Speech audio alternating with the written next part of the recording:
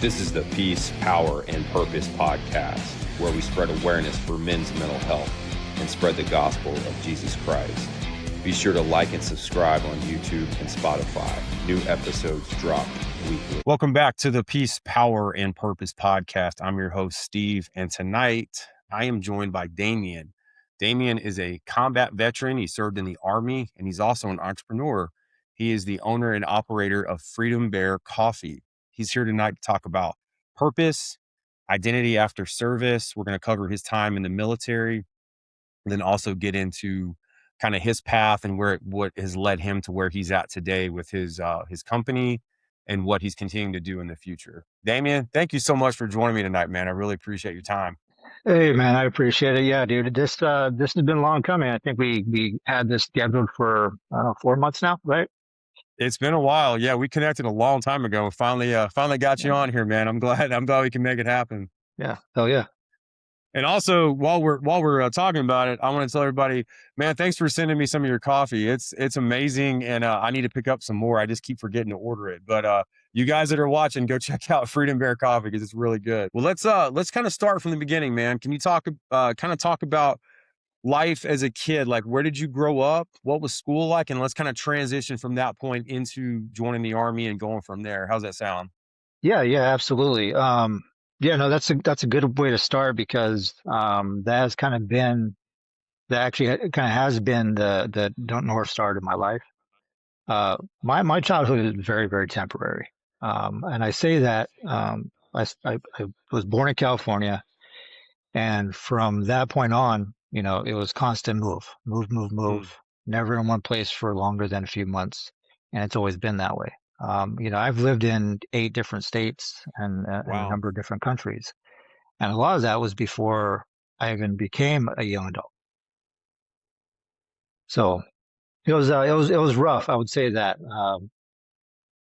temporary friends, temporary schools, everything was, never balanced. And, you kind of learn to accept that and adapt with it and either become a chameleon or, to stay in the shadows. Right. I typically still chose to stay in the shadows. What part of California were you born in? San Jose, California. Okay. All right. Yeah. Never been to that.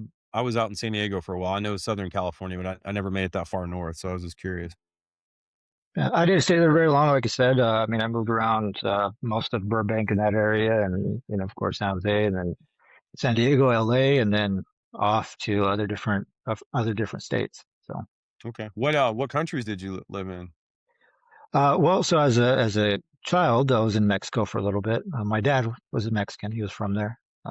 So we had a little stint there for about a year when I was very, very young. Okay. And then back into the States. We spent some time in Argentina a little bit, and then of course back to the States. And then most of the rest of the time was, of course, the military. You know how that goes. Yeah. Okay. Well, having to travel so much as a young child and being in so many different states, when you got to the high school level, did you kind of stay in one place and kind of finally feel like, okay, now I can do, kind of the normal school thing, or were you still bouncing around in the high school ages? So the last year of school I attended was ninth grade, and that was about half of it. Um, Okay. Moving around so much at that point, I was kind of moving around on my own. I would stay with my parents every now and then. A lot of it was family, friends from 13 till about 16. Okay. And, I went to school throughout that period of time, of course. Like I said, moving around a lot, that was always temporary, but I ended up staying a little bit more frequently in St. George, Utah. And that's where I kind of grew up in my early teens. Okay. So every single time I move away from there, I end up moving back. Um, but around ninth grade, I ended up having a kid. I was about 16 Okay. at that point, and then everything kind of turned itself on its head at that point. Yeah, I can imagine. Well, okay, so let's take it a little step further. Like, what made you decide to join the Army? And my question I like to ask folks, why the Army? Like, why the Army over, say, the Marine Corps or the Air Force? It wasn't the thought of joining the military, although I respected it highly as a young teen. and a young adult was never a thing until probably a year before I joined. And I say that because it was out of necessity. Right. Um, my first marriage, we weren't married at the time, but we were together. We had it was a lot of stagnant when it came to work. I was just in one place, I wasn't going anywhere. There was kind of an ultimatum that happened. Hey, things need to change. What Mm-hmm. are you going to do about it? Well, my cousin at this point was already a year into the army, and I talked to him about it, and he said, "Hey, this is what you can do," and that was it. It was really like, okay, I need to make a change. Mm-hmm. And I joined the army mainly because my cousin he was already in, and he Right. told me a little bit about it, and it was the easiest thing to get through in terms of basic training and what have you. So, Right. Okay. Where did you go to basic? Fort Benning, Oh, okay. All right. yeah. So I'm guessing you went infantry then. I did go infantry. Yeah, Okay.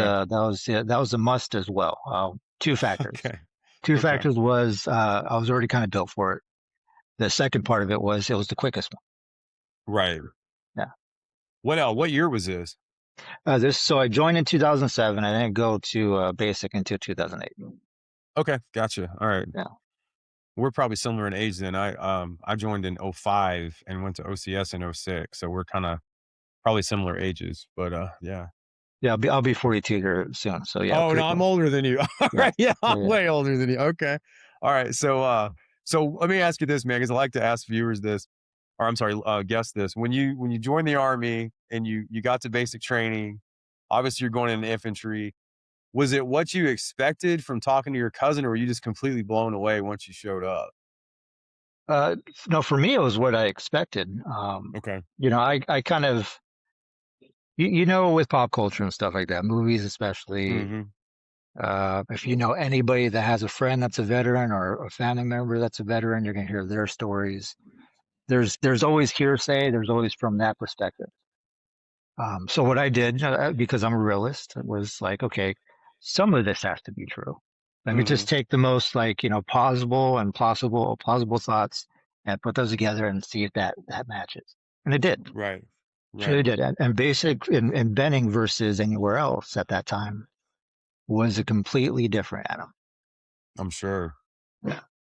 Yeah, I'm sure. Because you probably did AIT there too, right? After you got out of basic. Yeah. Yeah. Well, yeah. I Okay. mean, it was a day in between, and you're back to the. Okay. So you get through training, and I don't want to get too sensitive on here with like where you were and stuff like that as far as we move along, but where did you end up after all your initial training? So I ended up back here in Vegas. So I went National Guard. So I didn't go. Okay. Yeah, I didn't go active duty. Okay. Um, that was another thing that I needed to make sure I did. Uh, Right. Mainly because I was trying to stay I was trying to stay grounded is what I was trying to Yeah. Yeah. kind of establish some life here in Vegas. I didn't want to ruin that by going wherever they decided to take me. Right. Um, uh, it worked out that way. And plus, it was nice to be able to like continue to do something else other than that while still maintaining that kind of career. Right. Totally. Yeah, Yeah. totally. So, okay, you join the guard, you end up back in Vegas. So, and I've read your bio, and those that don't know much about you, do you want to walk through some of the, kind of as you got deployed and how that played an effect on maybe your family, obviously your mental health, and what was that like going from, say, okay, I joined the guard, I want to be still close to home, but now I've got to go overseas. Can you walk us through some of that? Well, so yeah, I get done with basic. OSET is what we had it because it was both of them together. I get done. I go to my unit. I'm meeting everybody there. At this point, my cousin's at this unit. Oh, nice. Okay. Yeah. So he started out in Arizona. He ended up moving back to Vegas, and that was that. There was a point in time after basic training where I had no work, no job, Mm. and I'm like, okay, I need to do something. And you're going to see a pattern here as far as necessity, and Hmm. and I'll explain why. But so I was like, okay, I need to figure out something. Well, it just so happens my second drill, like, hey, there's a volunteer mission to go to Mm, Iraq. We need 128 bodies. So I was like, okay, sign me up. mm, I need money. I need a stable environment. Let's do this. yeah. Um, Fast forward a few months, and they're like, no, nobody's going on that mission. And people that volunteered were like, well, what the fuck? Like, well, Hmm. the reason why is because everybody is going to Afghanistan. Oh, wow. Yeah. So Wow. either way I was going, but I was already in that mindset of like, hey, I need to do something different. So I was prepared. Hmm. Right. Um, I wasn't prepared for what came after, but I was definitely prepared to leave. And you were married at this time? So I got married right before I went to Mob Site over there in Indiana, Okay. right before this deployment. Okay, gotcha. Yeah. Okay. I was just curious how the family took that when you found out, yeah, I'm going overseas, like how that went over. It's like anything typical, but at that point, when you're trying to survive and you at least have somebody that understands it, Hmm. it can go one of two ways, right? It could either be like, hey, I don't know if I can do this, or like, hey, I got you. I was Yeah. lucky enough at the time, like, hey, I got you. Nice. Okay. Yeah. Awesome. So you end up in Afghanistan, correct?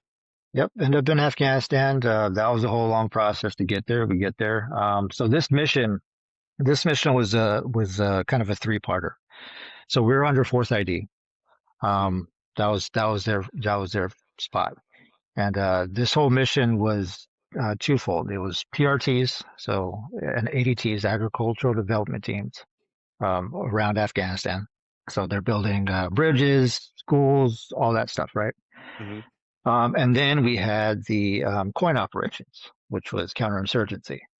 I got on the counterinsurgency side, far east Afghanistan, and that's where I ended up. Okay. We were probably, I think, 20 miles away, um, southwest of Keening at the time. Okay. Yeah. So when you joined the army and you went infantry, was there a part of you that wanted to go kick some ass, or was it more, I need this to, like you mentioned earlier, I need that stability. I need to kind of find my path because everybody has their own reasons for joining. A lot of guys from, when we're close in age, but like the generation that saw the towers fall, were like, man, I want to go get payback. I want to go kick some ass. Like, what was your mindset like when you found out, okay, I'm actually going to go overseas and go to war? Like, what was your mindset like? Well, let me talk about the towers real quick. So at the time Yeah. of the towers falling, I was in Jersey at the time. Wow. Okay. We were actually on our way to go to New York, friends of ours, myself, about five other people, that morning. Wow. Obviously that didn't happen.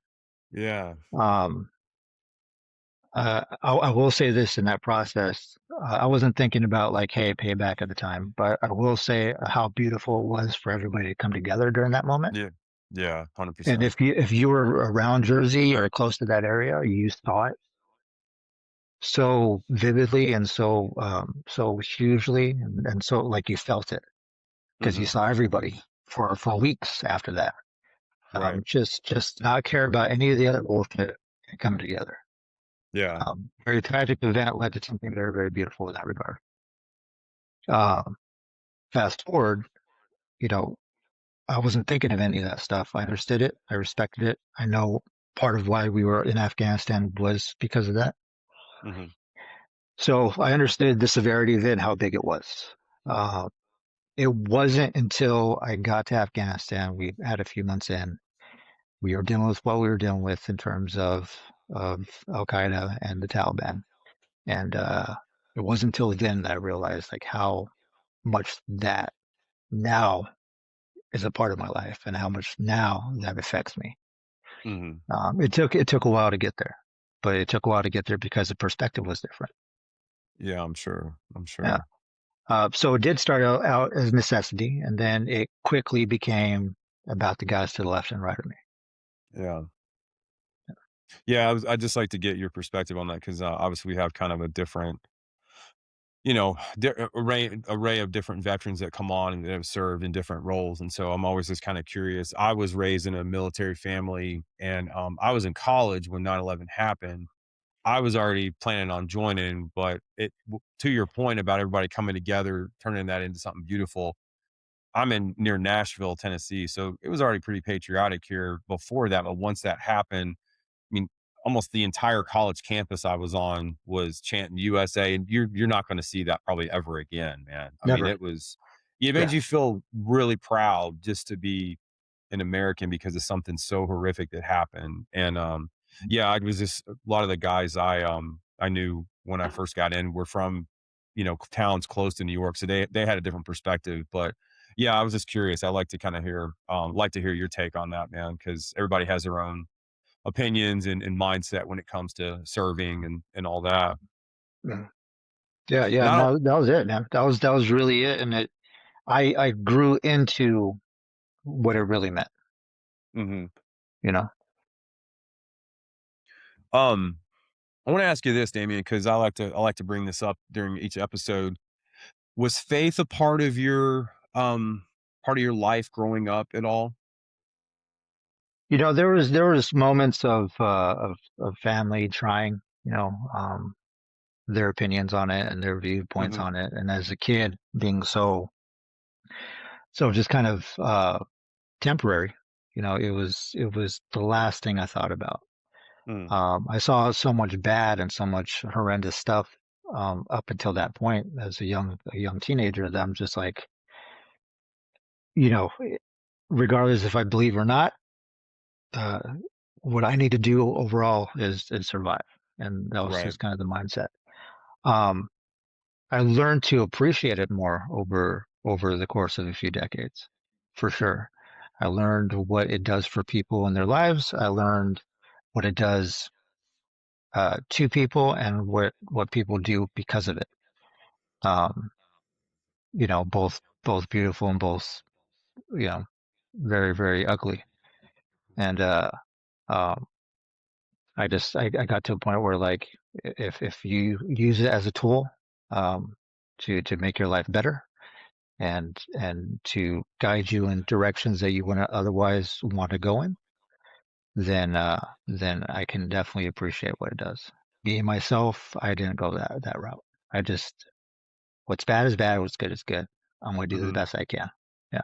yeah, that's understandable. I was just curious from, especially putting yourself in harm's way, if, Yeah. what role God played in that. And I ask everybody this, because I'm Yeah. always curious. I was the guy that kinda there's a famous line from the old Punisher movie, "God's gonna sit this one out." That's Hmm. kinda that's Yep. kinda how I was, dude, when I got my contract and I was like, "All right, I'm gonna live for Steve now," and that obviously didn't work out like I thought it would. But, I like to ask people that have been overseas if, once they got in country, if faith played a role, if they were more leaning into it per se than maybe when they were stateside, just because of what you're dealing with. And I'm not going to open that box and get into any kind of stories or have you replay anything. But I was just curious if God was a factor in that. I'll tell you during war, and you might know this more than anything. It was an annoying concept at the time because that was a lot of what we were dealing with. Was Right. in the name of. Yeah. Um, but if you're good enough at compartmentalizing like I typically am, then you tend to be okay on that part. Um, you know, all that stuff kind of gets drowned out by everything else that's going around you at that time. Yeah, that's understandable. Yeah. Yeah. So when you came back after that first deployment, what was life like for you? Was it hard to reacclimate back into that normal setting after coming home? It was extremely hard. You can hear me, right? Yeah, yeah, you're still good. Okay. It was extremely hard. Everything that was normal or meant something before, um, didn't quite have that same gravitas, didn't have Mm, that same meaning anymore. And that, it was sad because, I wanted things to be important that they normally were before that. mhm, They just weren't. And that was a problem for me. Because what ended up happening was the typical like, hey, I saw this, I saw that. Like this is nothing comparison to what's happening over here. mhm, That was my mindset, And so much so that I turned to drinking at that point. The marriage wasn't doing too great either. So much so that I had to volunteer for another deployment, and that's Mm, what I ended up doing. okay. Yeah. So you go on that other deployment, and what's it like going back? Was your mindset different, or were you relieved to kind of get away from home because of what you'd seen the first deployment? I was relieved. Um, two factors. One, again, necessity. Like, okay, I'm still going to be able to take care of everything. I'm going to take care of everything that's over here on this side of the Hmm. fence is good. At this point, too, right before I left, uh, my wife then ended up getting pregnant. So now Mm, she's, dealing with being pregnant while I'm gone. I'm dealing with, you know, her being pregnant while I'm gone.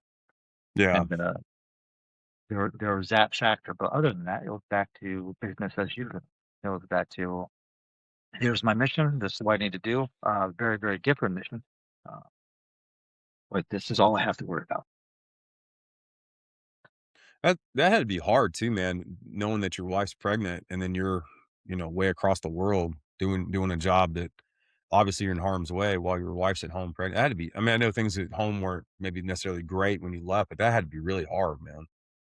Uh, yes, but again, for me, sadly, um, at the time was just, it is what it is. This two self paths type scenario, and I focused on the mission, and Hmm. a lot of the reason why I went back was because I wasn't okay, and the Yeah. only way I felt okay was to do that. Yeah. I understand that. Yeah. I Yeah. understand that. So what about when you come back from that deployment? Now, now, how does that look?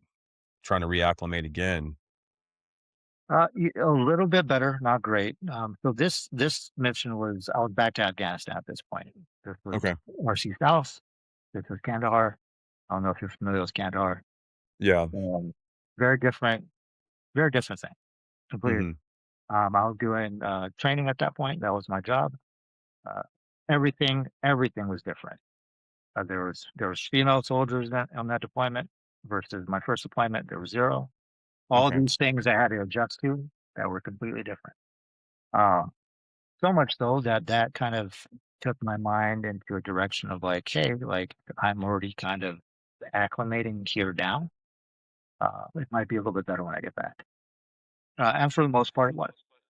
It was slightly different. I still had the same mindset a little bit, but now there's the child that's involved. He's already born at Hmm. this point. Um, I have to try to be better, and Yeah. that's what I try to do. Was it easier for you then to adjust than the first time? It was. There was enough chaos in my life at that point that I didn't Hmm. have time to think about myself in terms of how I felt. So Gotcha. I suppressed it. I pushed it Okay. down. I pretended like I was okay, and Yeah. I drove on. That caused a whole lot of issues later on. But at that point, that's what I felt was needed. Was like I have all this that I need to focus on, kind of like a mission, Hmm. kind of like a deployment. Yeah. Let me focus on it. And Yeah. myself took the brunt of it for sure.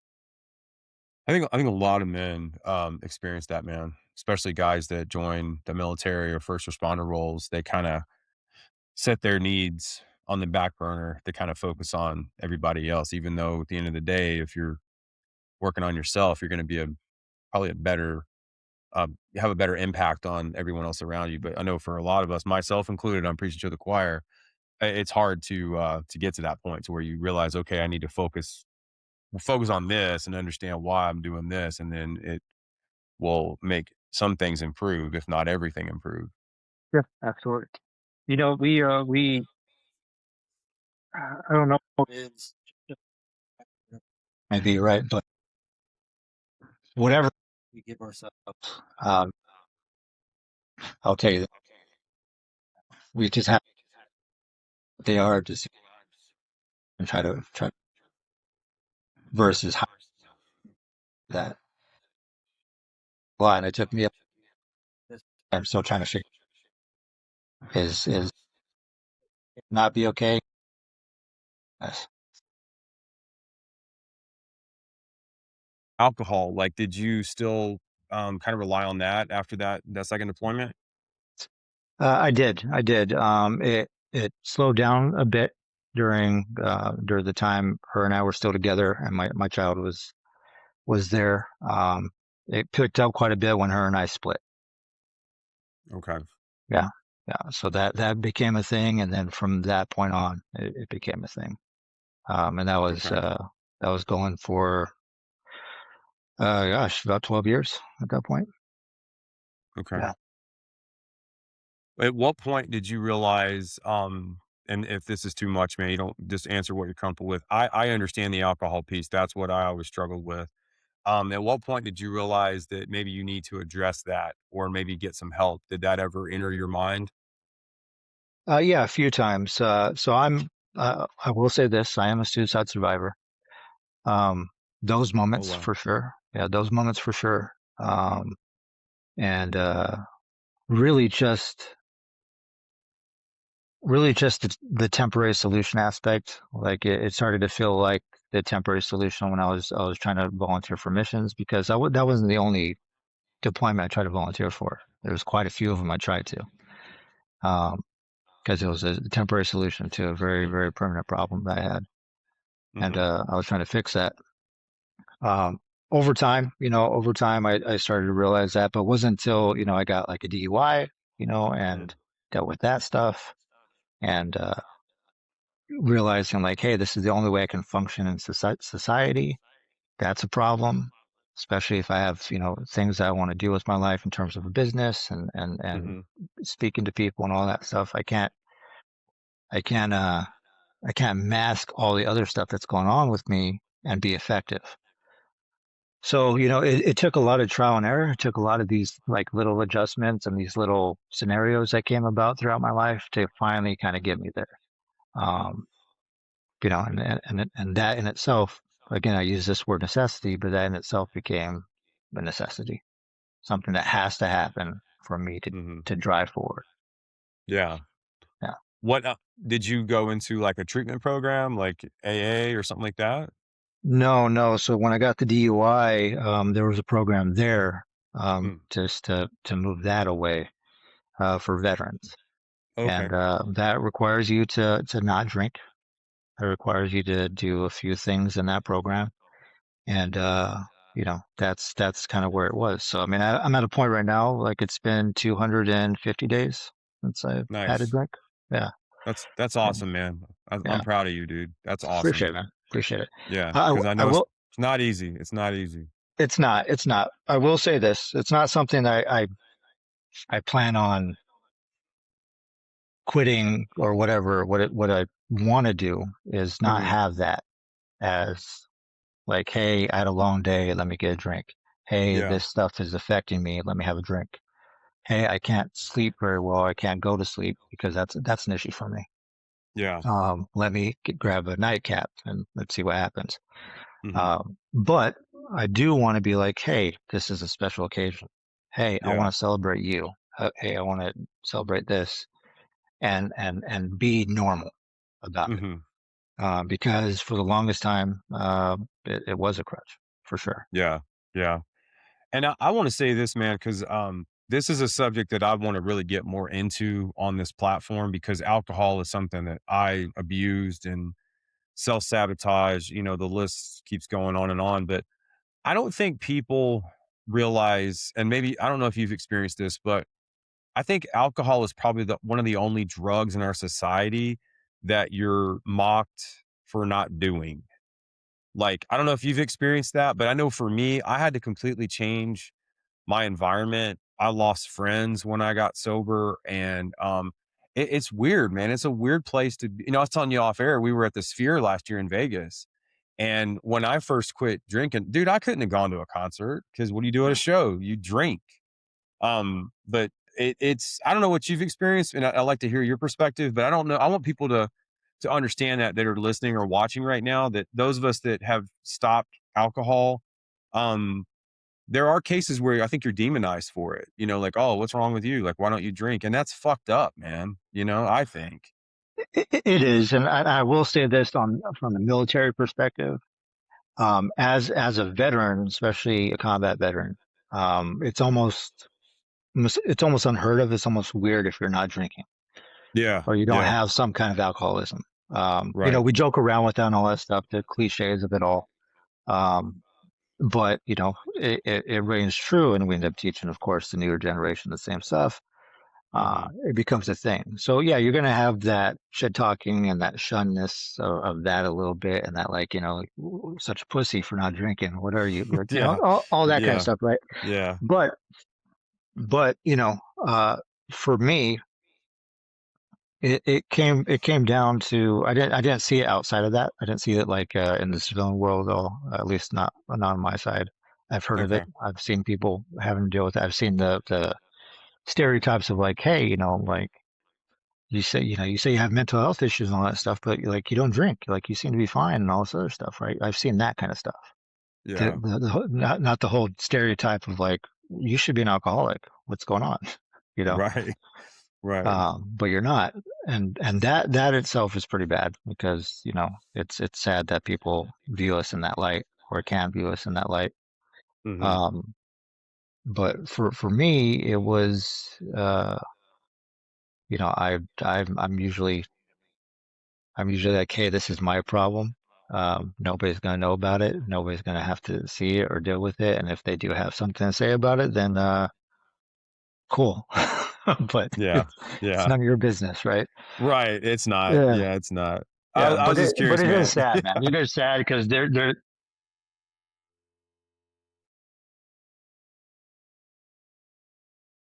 uh, you are this, so you should be dealing with all those things. You should have all A to Z going on with you. Uh, Mm-hmm. but that's just not the case. Yeah. What about the mental health side of that, man? When you went through that program after the DUI and you've been sober for 250 days. Are there any other resources that you've utilized to help with that? Or have you like gone to therapy or you have anybody kind of encouraging you through that process? So yeah, definitely people close to me that help me with that. But it's a lot of it's the therapy. A lot of it is everything that I'm doing to stay out of my head. Yeah. Accepting things I cannot change, like my insomnia. Like Hmm. it is just what it is. Like me trying to numb it is not going to help because it's still there. Yeah. Or insert, this here. But a lot of it's like the business, like my projects, the book that I'm writing, the talking, doing these things, for example. Hmm. Um, Yeah. creating relationships with the partnerships and kind of, trying to get more involved. All those things have been very, very helpful tools and things that have gave my life purpose in such a way that it makes it a little bit easier to digest, for sure. Yeah. Yeah.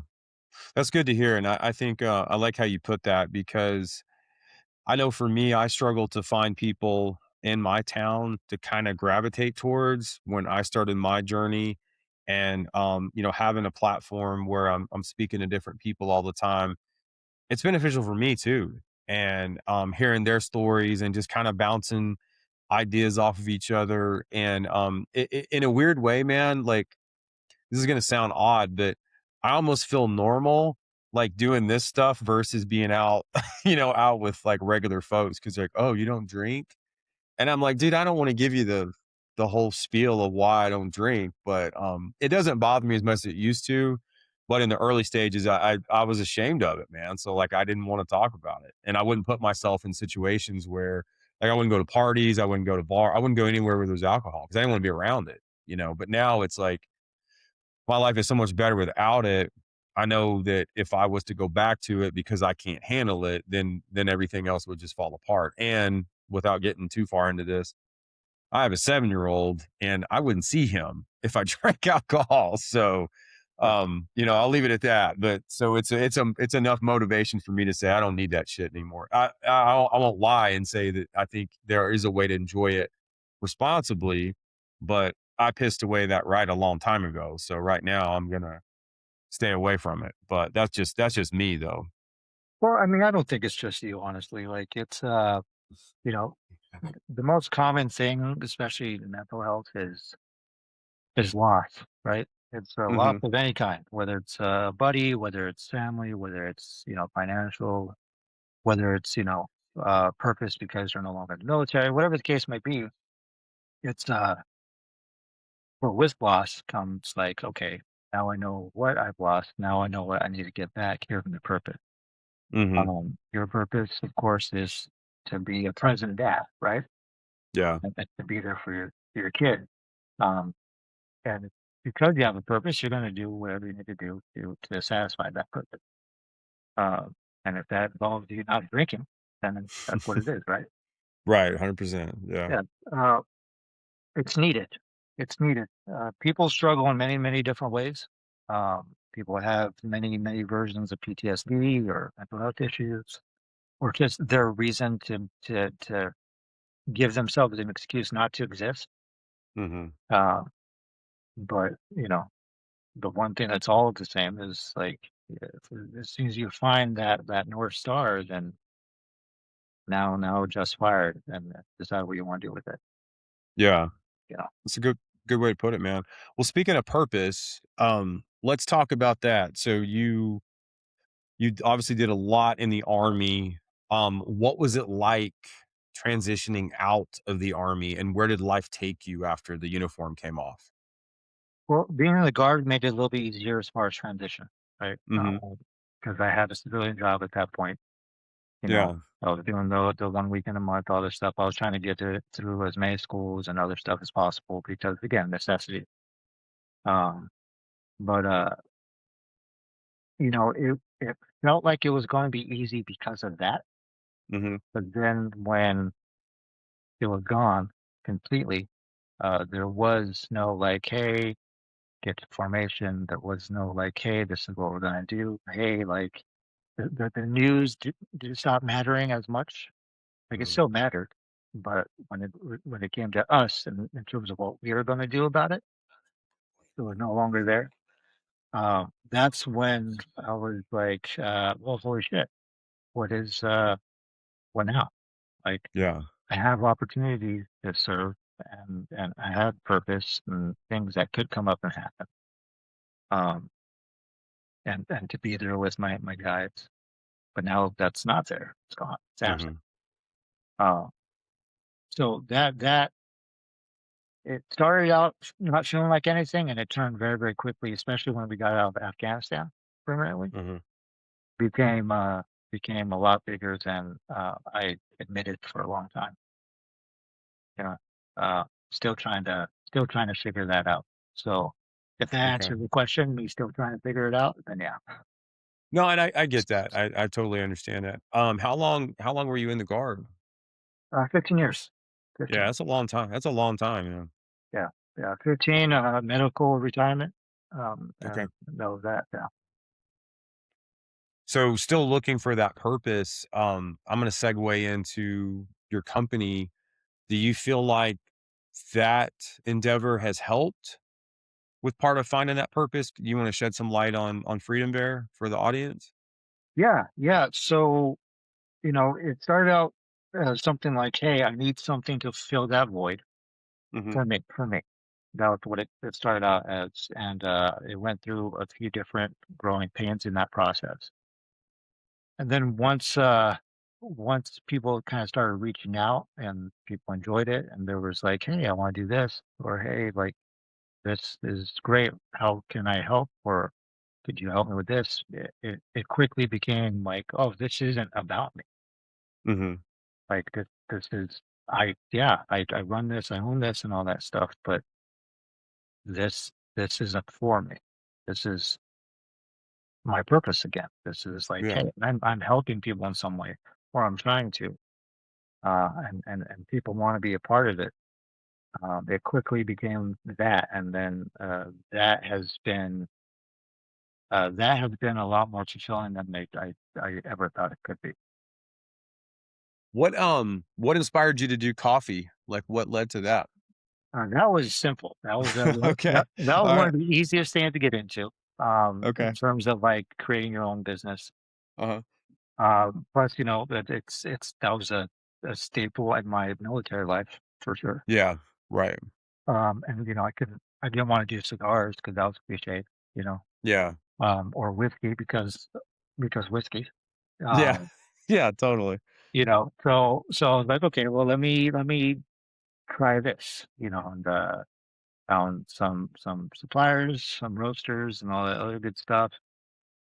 Went through a lot of growing pains in terms of like how to create a website, Mhm. everything else that comes along with that, right?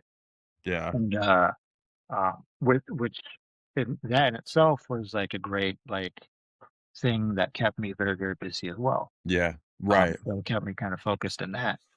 Uh, but yeah, it was literally just like, hey, what's the easiest way to get into a business? And that was like, okay, well, let's do this. And that was it. I landed on coffee, and I haven't looked back. When did you start the business? This June here will be 3 years now. Nice. Okay. Awesome, man.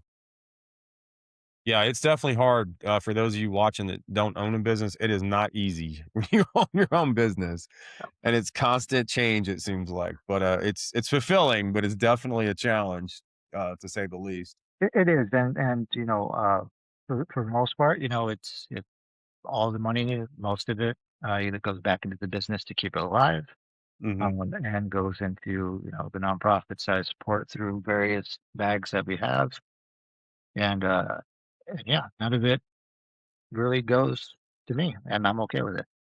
Yeah. Well, you're giving back, man, and that's awesome. That's really cool. Speaking of the nonprofits that you support, we have a mutual contact in common, Kevin Donaldson. Don't you have a special blend for his podcast? I do, and that's Dented Ace actually right over here. Let me grab this for you. Um, yeah, so got this one here, Nice, nice. and yeah, so we talked a little bit prior to this whole thing happening, and I kind of met him through the Smiths, through Seminar Stack. I don't know if you know those guys. Mm-mm. Uh, I'll send some stuff over there, but they do clinics for MMA, and it's usually to support law enforcement, Mm. veterans, and all other stuff. They do pretty big conventions. Yeah, Very very amazing people, and I met him through them, and nice. we got to talking. This guy is a very wonderful human being. This guy is very very passionate. Um, in what he does, and he is a grinder. And like I Hmm. wish I could get the social media as much as he does every single day. Yeah, And find the time to even do that. I So, don't know, man. yeah, Yeah, it's rough, but this guy he cares, and his purpose of why he does this is insane. It's yeah, sad. It's it hits the heart, but it makes a lot of sense. So yeah, immediately I was like, yeah, let's do it, and the coffee kind of was born, dedicated to his former partner, Mike Place. And yeah, man, it's been cool. It's been really, really cool. I'm yeah. just I'm happy to be part of somebody else's purpose, you know. Right, right. Yeah, he's an amazing guy, very humble and very easy to talk to. I had a conversation with him. It was in February, I believe, but I'm gonna go meet him in person here next month, so I'm looking forward to that. And I've Yeah. never been to New Jersey, so that'll be an interesting trip for me. Oh yeah, yeah. Have fun, man. Have fun there. Yeah, Yeah. yeah. So, uh, It has its quirks and stuff like that that you'll appreciate depending on where you go. But yeah, I'm pretty sure he's not going to take you anywhere crazy. Yeah. yeah. I've never been that far north, man. So it'll be an adventure, that's for sure. But so you've got the coffee company. Do you want to kind of segue that into your other endeavors that you're currently involved with, also? Yeah, so I mean, it's still a lot of it's kind of growing this right and Uh making huh. it bigger. My tribe of people that support me and that support is getting bigger, and they matter and all that stuff. I want to continue to do that. With that, um, I've gone into I've gone into weird spaces with the coffee that I didn't think I was going to go into. Like I said, the the the MMA community. Hmm. Randomly, that's the thing now. So much so that I sponsor a fighter. We have a fighter. The gun enthusiast side of the world as well, as far as like Hmm. the tactical endurance shooting and all that stuff that's been a thing now. Law enforcement. I knew that was going to eventually happen. But all that stuff. So like everything's diving into all this. And I say that to say this. Um, they all have one particular thing in common, and we're all very demented, very crazy individuals. In like in the most nicest and Yeah. thoughtful ways, but we're all broken to some degree, whether it's physically, Right. mentally, all of them. And I was like, okay, cool. I am too. So let me, I have Freedom Bear Coffee to do this for everybody else to attempt to do this. I need something for me. Hmm. So right now I'm in the process of developing a new company. It's going to be apparel, clothing, hats, shirts, female clothing, male clothing, kid, um, some novelty stuff and what have you. And that's what I'm working on for everybody, all the broken individuals, all the salty Nice. vets, all the no fucks given type of people. Yeah. And it's called Zonk or Die, and that's the company. I Nice. don't know if you're familiar with Zonk and the term Zonk.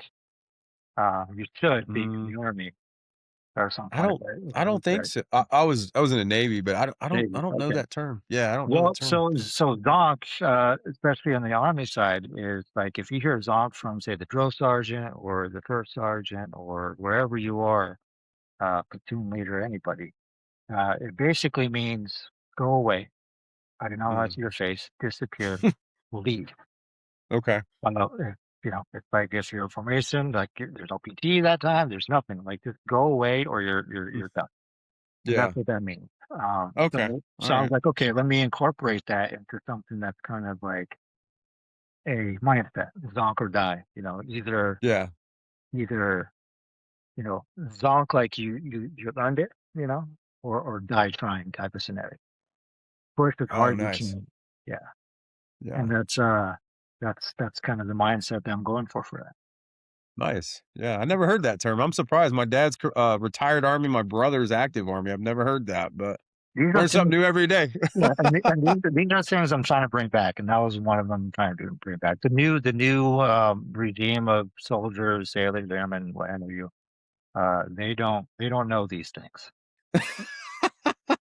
Yeah. Yeah. Mm, I understand that for yeah, sure. yeah. That's a little different than it used to be, right? Yeah, just a smidge, yeah, Yeah. absolutely. Yeah. I won't get Yeah. into that too much, but the tides are turning a little bit there in a good way, I think. So we'll see. Yeah, I think so. Yeah. Yeah. I know there's scuttlebutt from some folks. They're all concerned about a draft, and I'm just laughing like, "Come on, people!" Like, you know, I'm like, so? Oh, so what? Yeah, yeah, Yeah. exactly. Yeah, exactly. So what? Um, I, I where think did I you? think this is my opinion, right? But I think that if you want to be a citizen, or if you've seen Starship Troopers, right? Oh yeah, yeah. Yeah, That was a required reading, and it yeah, went yeah. at one point it was. If you want to vote, if you want to become anything that's of importance, I think you should have time in the service.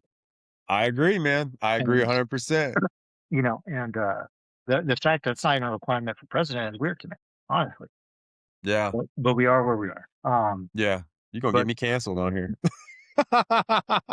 this is an opinion. This is not an endorsement. I know, dude. I'm just messing Um, with you. but I'm but just messing with you. but no, like do I think everybody's capable? No, but Right. find out, Yeah. find out. Yeah. No, I agree. I agree. Or even have them do ROTC in high school or something, just to give them something, you know? Yeah, yeah. Tack on community service with that and call it a Mhm. day. Yeah, Yeah. yeah. Have people clean up their own cities, for example. Yeah. No doubt, man. No doubt. Yeah. Where did you come up with the name Freedom Bear? I'm curious where you came up with that. Well, so it started out as Bare Necessity Coffee Okay. first, and I was like, okay, that's a play on the Jungle Book and all this other Yeah. stuff, right? Yeah. But it wasn't me. It didn't have my personality. Yeah. So I was like, okay, let me keep the bear and let me get a little bit more patriotic with it and Hmm. Freedom Bear Coffee. Nice, man. Yeah, Okay. Awesome. Well, let's shift gears a little bit, man. I wanna pick your brain a little bit. sure. Um, does faith play a role now in your life at this point? Uh, Not for me, Okay. but um, I see it shifting in the way I see people Mhm. in terms of understanding why people have faith. Yeah. That's what it is. And there's a lot of things that don't agree with. Um, Mhm. but that's all my opinion. I don't think there should be a prize at the end of the tunnel for people to do good. Yeah. You know, uh, and it tends to be the case in at least a lot of religions and the way people think. That's again Mhm. my opinion, and I think you should just do good because you want to do good. Yeah. Um, and there's a very thin line when it comes to religion or actually just any organization in general, whether it's politics, um, any of that stuff, that you either choose to stay on that tightrope in the middle of it all, or go one way bad or one way good. And I think more people need to be on that tightrope, to be honest with you. Yeah, I hear what you're saying. I think unfortunately Christianity gets watered down by religion.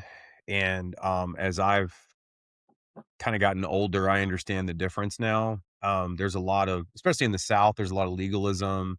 There's a lot of judgment. If you don't belong to a certain denomination, and I think a lot of folks are kind of searching for something greater than themselves. And with everything we're seeing in the last, I guess, year, several months with like the Epstein files, and there's just more in your face now, I think, than there has been in a long time. But unfortunately, there are folks that kind of ruin Christianity because of, quote unquote religion. So, Yeah. but I understand where you're coming from. I actually walked away from God for a long time, man. And he's what got me back on the right path and helped me with sobriety, and that's the whole reason I'm even doing a podcast, to be honest with you. But I just like to ask that question. I'm just curious, and a lot of people say, well, oh, this is a Christian podcast, and I correct them, like, it's not. I'm a Christian, but this isn't a Christian only podcast. But yeah, I was just curious what your take was on that. Yeah. Again, like they all could be good. And for the most part, they are with the right people. Hmm. Um, and but the thing is, you have to have the right people. And unfortunately, with everything, there is bad actors. Yeah. You got to be careful with that. I, uh, Right. I, again, could appreciate it, especially as a tool to just figure out if you don't know how to be a good person.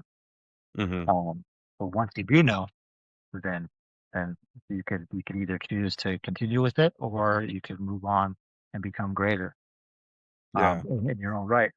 I'm very, very big, and I only want to care about my circle.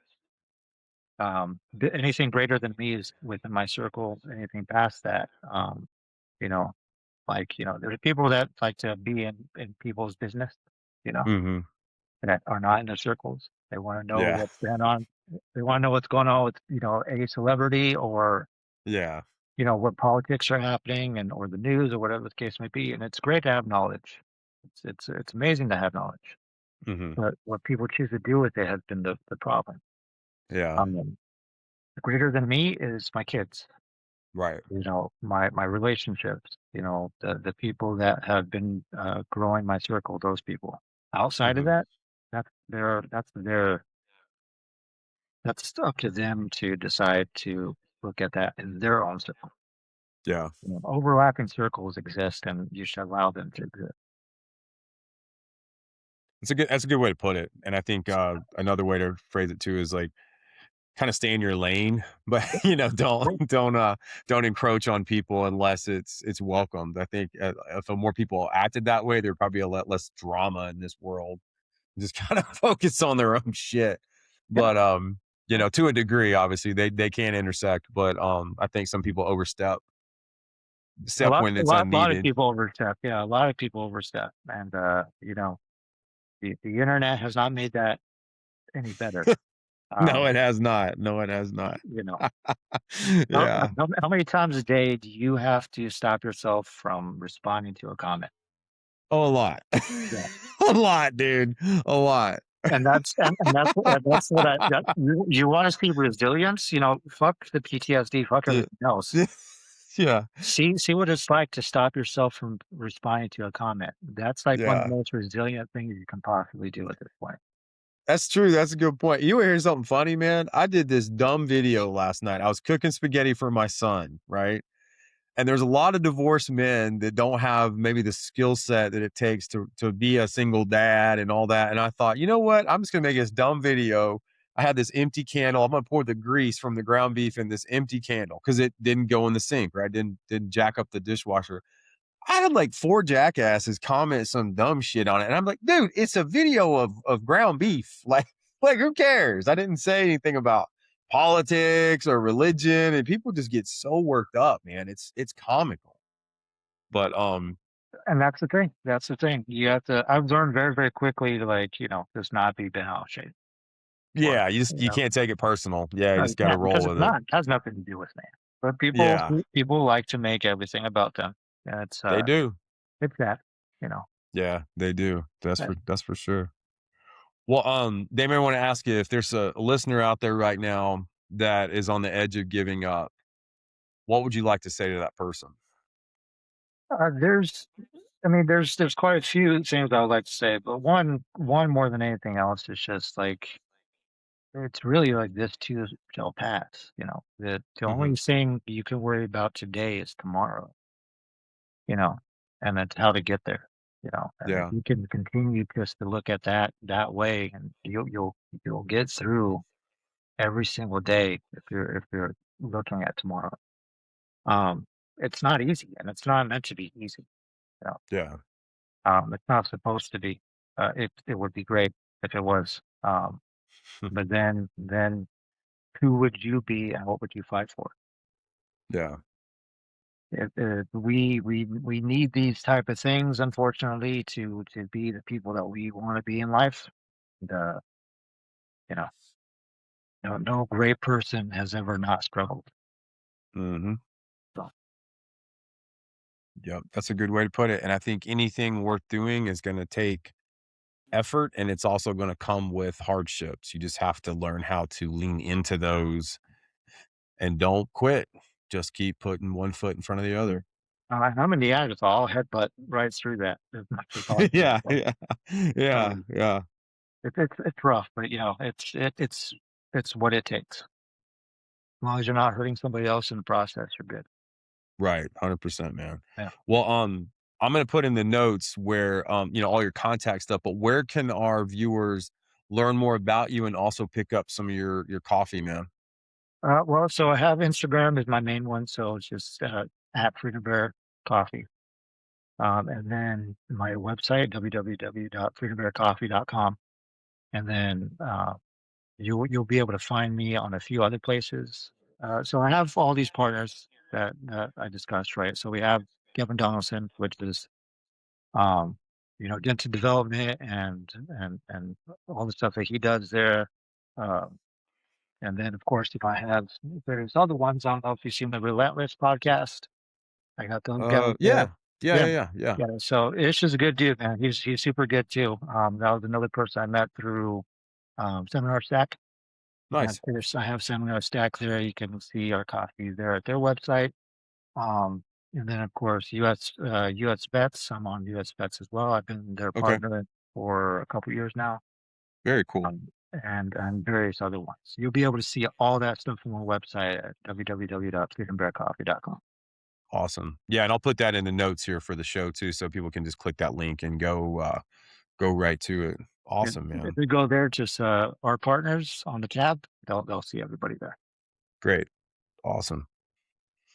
Well, I like to read scripture on every episode, and I want to share this one. We were kind of talking about celebrities and getting caught up in the news, and I think this is very applicable. This comes from 1 John chapter 4, verse 4. So this is in the New Testament.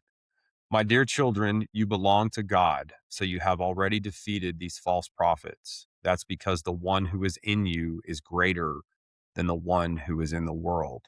My takeaway from that is, folks, you either live for the world or you live for the Lord, and the world is going to chew you up and spit you out. Because, like Damien was saying earlier, you can choose to be good, stay good, be great, or you can be selfish and be quote unquote be bad. And you've got to find a purpose, and you've got to put your faith in something to where you can be of service and help others. And ultimately, I think that is how you're an asset and not a liability. You still need to take care of yourself, but also be an asset to other people in your life, whether it's in your circle, your family, your kids, your spouse, whoever. So you're of service, you're helping them. You're not a hindrance to them. And I'm not talking down to anybody. I was that guy for years. And I finally got my act together and realized, okay, I need to be an asset, not a liability. And especially as a parent, as a father. So I know for me that one really hits home. Yeah, yeah, and I agree. I definitely agree. And it doesn't have to be huge. You can Hmm. start small. Start with, like, again, your circles, people Yeah. that matter around you. Um, if you can make their day better or easier or more relevant, then it gets bigger and bigger and bigger as their circles overlap. So Hmm. Well, and you're definitely making an impact, man. I see the stuff you put online, just the connections that you have, and it's inspiring, man. And thank you for just being so courageous and sharing that stuff, because I think, especially for men, dude, like the mental health piece to that is still not where it needs to be for men, and the awareness. And I'm glad that you're in this arena and that you're helping with that, man. It's really inspiring. the goal is to not care what anybody else thinks unless they have something positive to say about it. Right. You Yeah. know, so, That's a good goal. I need to adopt that too. yeah. And it's nice to be able to throw my thoughts out there, even if it's just one liner quotes that you see that I post, Yeah. um, Yeah. and people to uh, gravitate it or feel like it belongs with them at least that day. Hmm.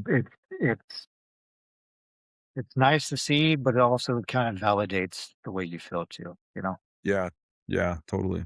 Well, and on a personal level, Damien, I want to say thank you. Just thank you for being so supportive of me and this podcast. You repost stuff, you share stuff, and this is really the first real conversation we've had together.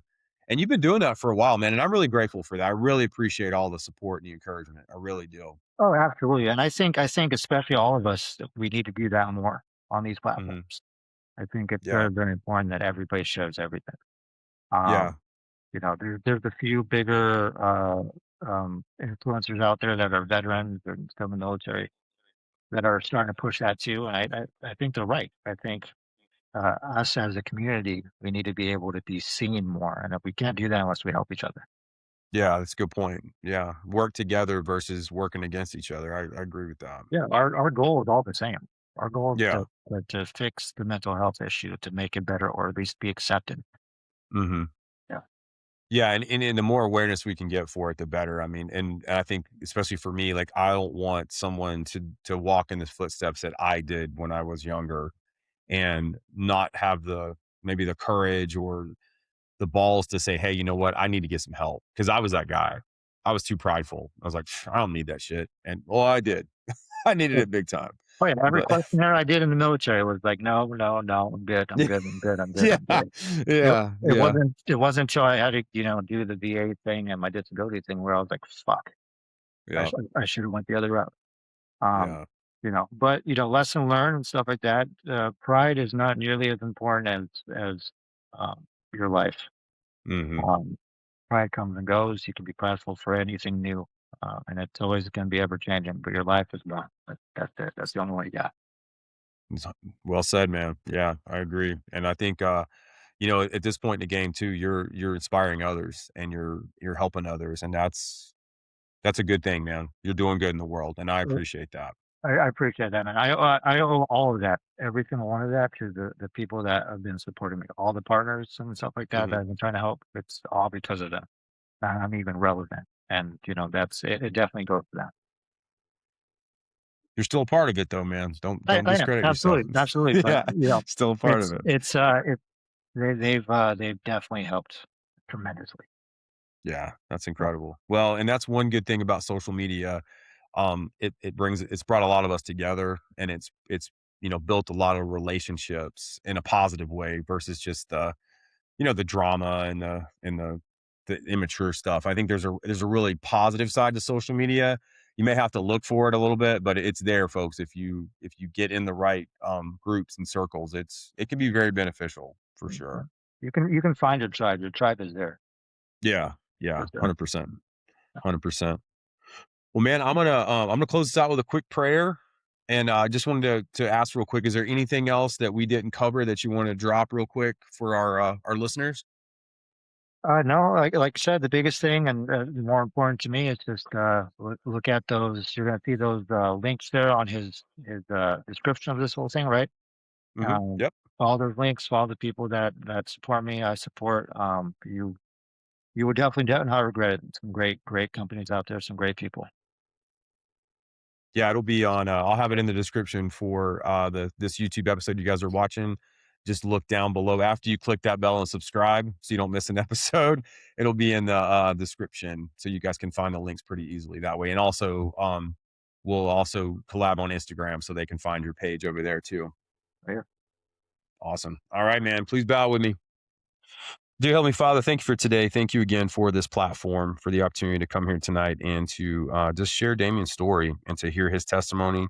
Thank you for the ability to raise awareness for men's mental health and also to talk about you, Lord. I know I wouldn't be here tonight if it wasn't for you, and I wouldn't have this platform, and I'm grateful for it. I pray you bless Damien, be with him, be with his company, and be with all those in his circle and all those that he's influencing. I pray whoever's watching this right now just just feels you, Lord, and knows that their life has meaning and their life has purpose. Thank you again for this opportunity, and it's in your mighty name we pray. Amen. Amen. Thanks for checking out the Peace, Power, and Purpose podcast. Be sure to like and subscribe to the channel. We're on Spotify, Amazon Music, and Apple Podcast. I drop new episodes every Wednesday and every Thursday. So hit that bell so you don't miss an episode. Damien, this has been good, man. I'm so glad we finally got to talk, and I got to hear your story from you and not just reading it on the intake form, man. Yeah, man, it's a lot more. So maybe we'll do this again sometime. Yeah, definitely, man. And if Tool does decide to play at the Sphere, I'll be in Vegas, man. I'll have to look you up. Let's So, go. Let's go. yeah, man. I'll Yeah, bring the man. ginger ale, man. There, there we go, dude. There we go. Awesome. Sounds like a plan, man. I appreciate you, brother.